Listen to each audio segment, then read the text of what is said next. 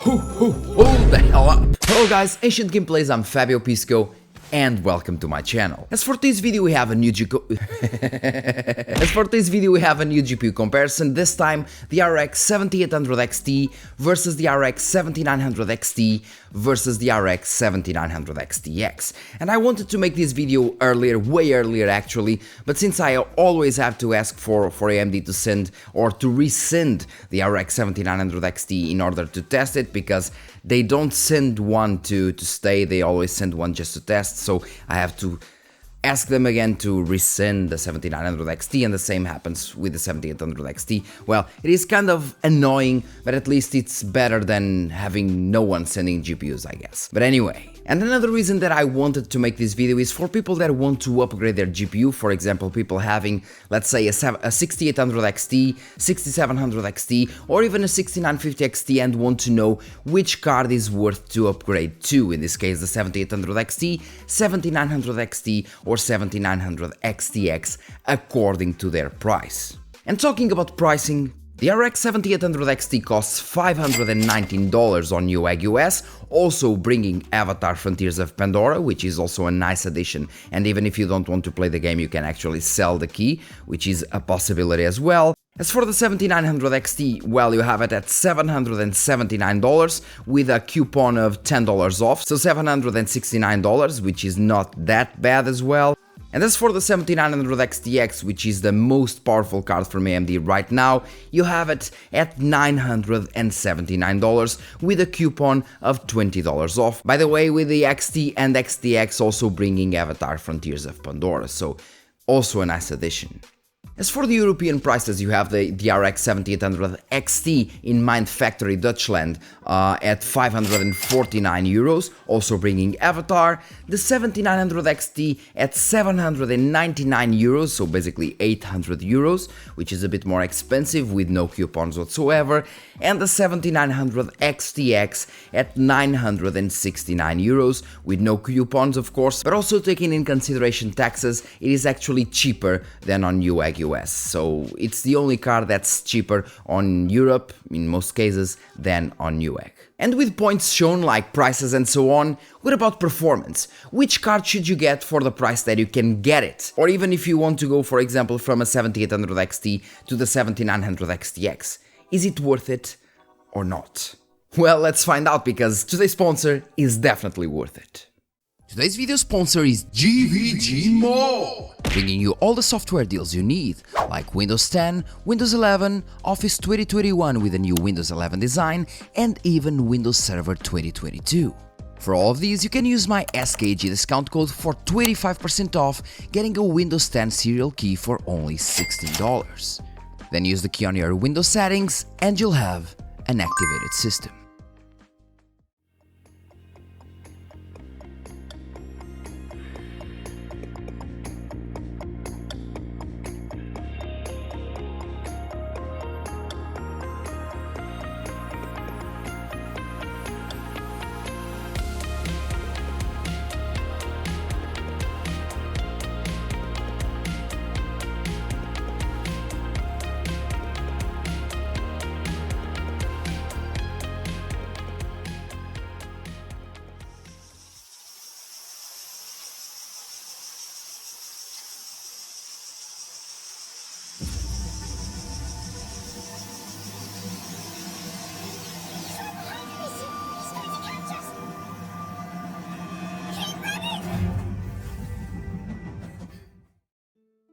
Starting with Plague Tale Requiem, we have the 7900 series cards being considerably faster than the RX 7800 XT at 1080p, being the RX 7900 XT 27% faster and the RX 7900 XTX 39% faster.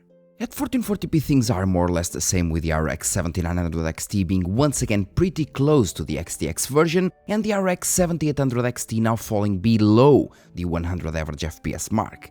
And it is only at 4K that things get rough for the RX 7800 XT, that is now struggling to deliver 50 average FPS even with high settings, while the RX 7900 XTX delivers 75, being 49% faster than the RX 7800 XT and 15% faster than the RX 7900 XT.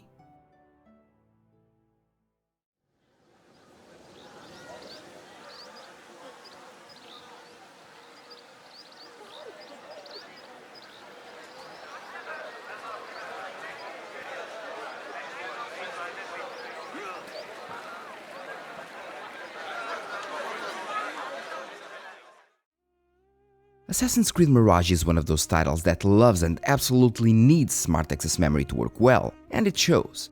At 1080p, both higher tier cards are considerably faster than the RX 7800 XT, but all cards can deliver a very good result. Things that get maintained at 1440p, with all cards being able to deliver over 120 average FPS, which is great for high refresh rate players, for example. And it is only at 4K that things get harder for these cards. But even here, the RX 7800 XT can deliver almost 80 average FPS, which is a very respectable number.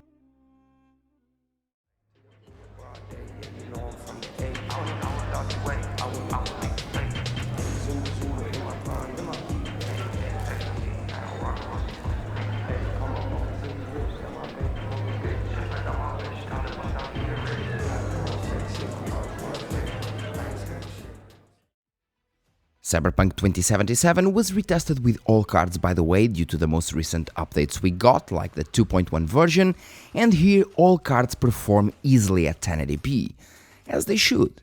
At 1440p things are still easy for these behemoths, with even the little 7800 XT pushing over 110 average FPS, and at 4K we can see finally bigger differences, with the RX 7800 XT falling below the 60 average FPS mark, with both the RX 7900 series cards being much faster. In this case, the RX 7900 XT being 30% faster and the RX 7900 XTX a whopping 52% faster. Awesome.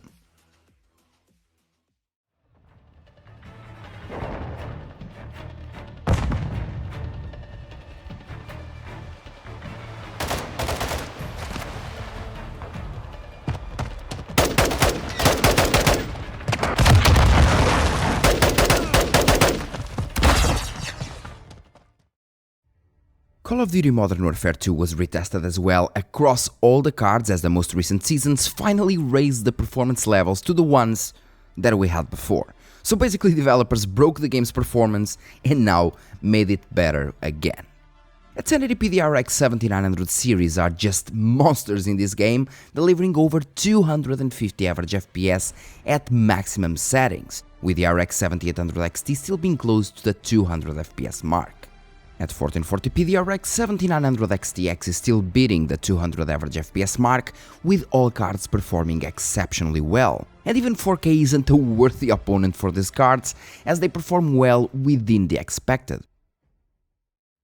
As for Forza Horizon 5 at 1080p, the RX 7900 XT and XTX are oddly close to each other, but I suppose that's due to a CPU bottleneck. I mean, we're over 220 FPS. Although the same exact scenario happens at 1440p ultra settings with ray tracing enabled. So even here, the RX 7900 XT is once again oddly close to the RX 7900 XTX, which is not that normal to see. As we go into 4K, we do see a bigger difference, finally, but even here we're talking about a minimal 12% difference, which is nothing considering the previous games at 4K. But I guess it doesn't really matter here, as all GPUs here are pushing over 110 FPS.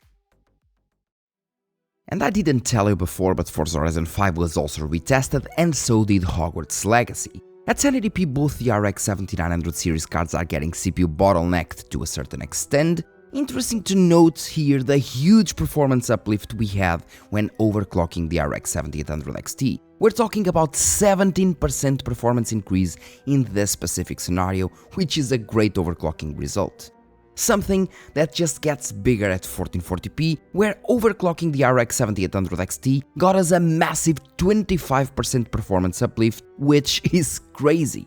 At 4K the difference is very small, though, way smaller with the RX 7800 XT now struggling to get a little over the 50 average FPS mark, while the other two cards are sitting comfortably at 74 and 85. In Microsoft Flight Simulator, we get severely CPU bottlenecked to some extent with all cards here, so let's move to 1440p, where the RX 7900 XTX and XT are slightly CPU bottlenecked, but the RX 7800 XT now gets pushed to its full potential, but of course, being considerably slower than the other two cards. Something that gets aggravated at 4K, but surprisingly the RX 7800 XT was still able to keep itself over the 60 average FPS mark in this scenario, which is quite nice actually. Although, if you want to play this game at 4K, an RX 7900 series is advised.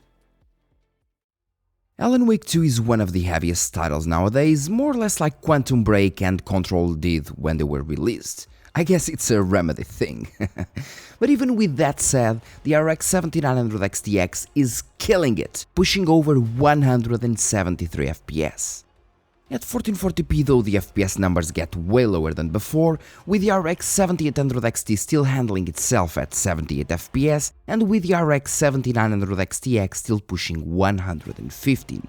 And it took 4K resolution to really put the RX 7900 XTX to its knees, struggling to deliver 60 average FPS, while not even the RX 7900 XT can handle over 50, not even with high settings. And Avatar Frontiers of Pandora is a new addition to our benchmarks, but won't be included in the averages as I don't have the results for the RX 7800 XT. At 1080p, these GPUs were being bottlenecked by my Ryzen 7 7700X, hence why the RX 7900 XTX is only slightly faster than the RX 7900 XT. Or so I thought, because at 1440p the difference is still minimal, in this case a mere 9%. Jumping to 4K does make the difference increase to 12%, which is still somehow small compared to previous games, and maybe this happens because the game has some sort of ray tracing constantly enabled. Maybe that's it, I don't really know. And with Starfield, even after the optimizations that were done, we're still severely CPU bottlenecked at 1080p in most scenarios, at least of course with the RX 7900 XT and XTX. As we go into 1440p that changes, and the RX 7800 XT starts suffering a bit, now going below the 75 FPS mark, with the other two cards being close or above the 100 FPS one.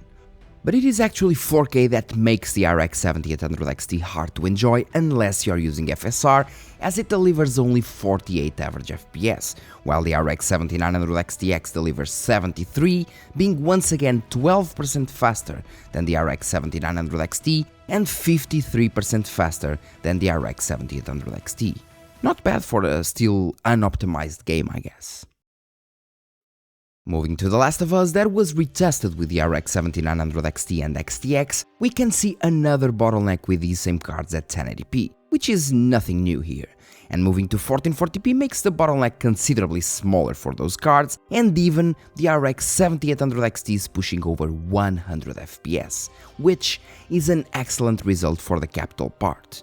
And even at 4K it delivers 60 average FPS here, meaning that in the most parts of the game it will deliver higher numbers. Although if you want to play at 4K without any upscaling enabled, you should really consider at least the RX 7900 XT, that is here 25% faster than the RX 7800 XT.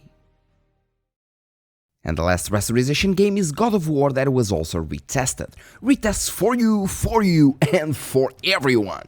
As for the results at 1080p, we have the usual scaling seen in the previous benchmarks. And going for 1440p makes absolutely no difference in terms of scaling, with all cards delivering very good results of course, and things get equal even at 1440p ultra-wide. Also, all cards in this game got a very decent performance uplift from overclocking as well, not as big as with some previous games as Hogwarts Legacy, but definitely worth it. I mean, it's free performance. Now the average results, as I said before, featuring only 11 games as Avatar is not included due to the lack of the RX 7800 XT results. In here, the RX 7900 XT is only 16% faster than the RX 7800 XT at 1080p, which is also because of the CPU bottlenecks in some games, 22% faster at 1440p, and finally something worth seeing at 4K, being 29.5% faster. The RX 7900 XTX though is the real 4K upgrade, at least for people using cards like the RX 6950 XT that in most scenarios, as shown in my previous video, to my surprise, is not much faster than the RX 7800 XT, and the RX 7900 XTX in this case is 48.8% faster at 4K, which in my opinion is a worthy upgrade. We're not from here either. Silantius locked us up here a year ago. Starting the ray tracing benchmarks with Metro Exodus Enhanced Edition, which is a full ray tracing game, meaning that you can't even run it unless your GPU supports hardware ray tracing. These results were also retested, by the way, as AMD cards shown a small performance increase in this game compared to the first quarter of 2023. At 4K, for example, where things get heavy, well, the RX 7900 XT is 16% faster than the RX 7900 XT and 50% faster than the RX 7800 XT. Cyberpunk 2077 is another animal though. This game's ray tracing implementation is severely NVIDIA-sided, leaving AMD's cards performing much worse than they should. Here at 1080p with the RX 7800 XT, the decrease when using ray tracing is massive, going from 163 FPS with rasterization to 50 FPS with ray tracing. We're talking about 1/3 the performance. And even the strongest AMD card here goes from 214 average FPS to 70. Once again, 1/3 the performance. Which makes absolutely no sense. I mean, I would understand if we were talking about path tracing, but normal ray tracing? Damn. And things get even worse when we move to 1440p, where it is mandatory to use FSR if you want to get over 60 average FPS with ray tracing, as even the RX 7900 XTX only manages to deliver 46 average FPS, which is only 29% of the rasterization performance we have. Ridiculous. It is playable at 1440p with FSR quality, of course, getting around 76 average FPS, but well, considering developers took 3 years to implement an AMD CPU optimization that modders did in like 1 week, we see to which side they pinned, of course. As we move to Resident Evil 4, the ray tracing implementation is really light, hence the results we get here even at 1080p, where the performance drop is not that big. At 1440p it is more or less the same, and if you notice it, both at 1080p and 1440p, the RX 7900 XTX had higher results with ray tracing than the RX 7900 XT without it. Interesting. At 1440p ultra-wide, all cards managed to run this game pretty easily, even at maximum settings, with even the RX 7800 XT pushing almost 90 average FPS with ray tracing enabled. In Spider-Man Remastered, the ray tracing is very CPU, RAM and bandwidth dependent, and this is why you see virtually the same results with all cards here. And even at 1440p, that doesn't change much at all, with only the RX 7800 XT reaching its maximum potential when using ray tracing. So it is only at 4K that we see the real GPU benchmarks, with the RX 7900 XTX being 17% faster than the RX 7900 XT and 49% faster than the RX 7800 XT. That still delivers a pretty respectable 60 average FPS with ray tracing at very high settings.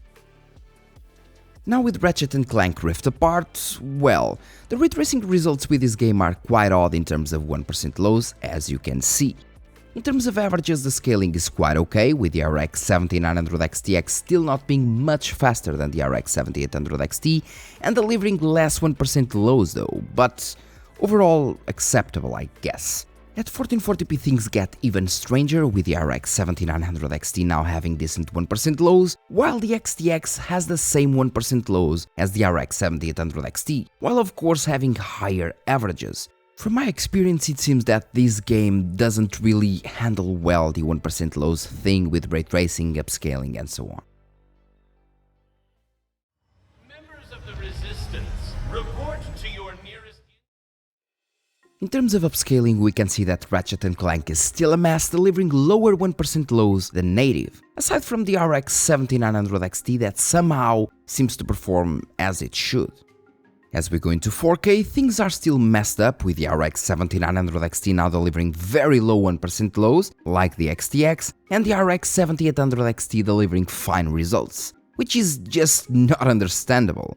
Overall, XeSS delivers less shimmering here, but also performs over 10% slower than FSR. I guess it depends on what you want exactly. And the last upscaling benchmark is with Spider-Man Remastered as well, and since this game is very CPU dependent, we're gonna ignore lower resolutions and start with 4K. Now we finally have 1% lows on par with the expected, but still a bit all over the place, with the RX 7900 series cards having around the same 1% lows as the native resolution, which should not happen of course, while the RX 7800 XT seems to be the only card delivering higher results there. And of course, in this game FSR performs much better on the AMD cards. As it should. All said and done, let's move to the conclusion. And well guys, as you saw, the 7800 XT is definitely a great GPU. Definitely, for the price it costs, once again, around the $500 mark, and it should be a bit lower actually, it should be a bit lower because this card is in fact a 7800 non-XT instead of the 7800 XT, because if we count the computer units on all RDNA 3 architecture, all cards on the RDNA 3 architecture have more computer units versus their counterparts on the RDNA 2 architecture. For example, the 7900 XT has 84 computer units versus the 80 computer units on the 6900 XT and 6950 XT. If we go, for example, for the 7600 non-XT, we have 32 computer units, while the 6600 XT has 28 computer units.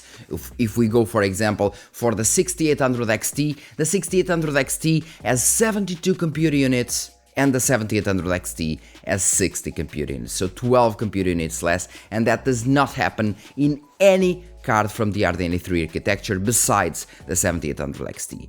And if we take that in consideration, the card should actually cost less than it does, but since it performs the way it does, I see no problems there. But still, it is an awesome card for $500. It is usually faster than the 4070, for example, consumes more power definitely. It is usually faster though. If we go for the 7900 XT, if you are playing at higher resolution, so 1440p and above, the 7900 XT is actually a better buy because it does cost, let's say, $250 more for sure, but at the same time it performs much better at higher resolutions, so usually around 30% better than the 7800 XT. And if we go to 4K, that result goes even higher in some games, so in those scenarios it is much better to get the 7900 XT.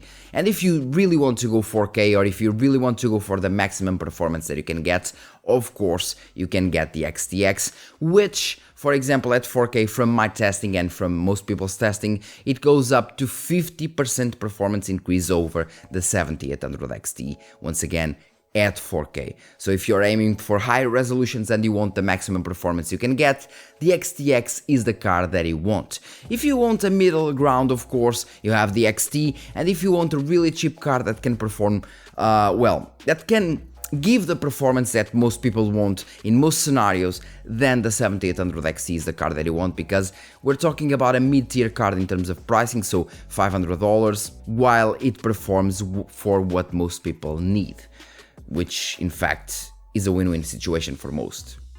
So conclusion of the conclusion, if I was playing, let's say, at 1440p like in this monitor, at 1440p, let's say 60, 75 Hz, or if I wanted, let's say, even 100 Hz, the 7900 XT would be more than enough. If I wanted more than that and I had, let's say, like this one once again, 1440p, 240 Hz, then I would definitely appreciate the 7900 XTX, and even then I would need to use FSR in order to bring more performance, more FPS to the table, in order to have more fluidity, since I have a 240 Hz monitor.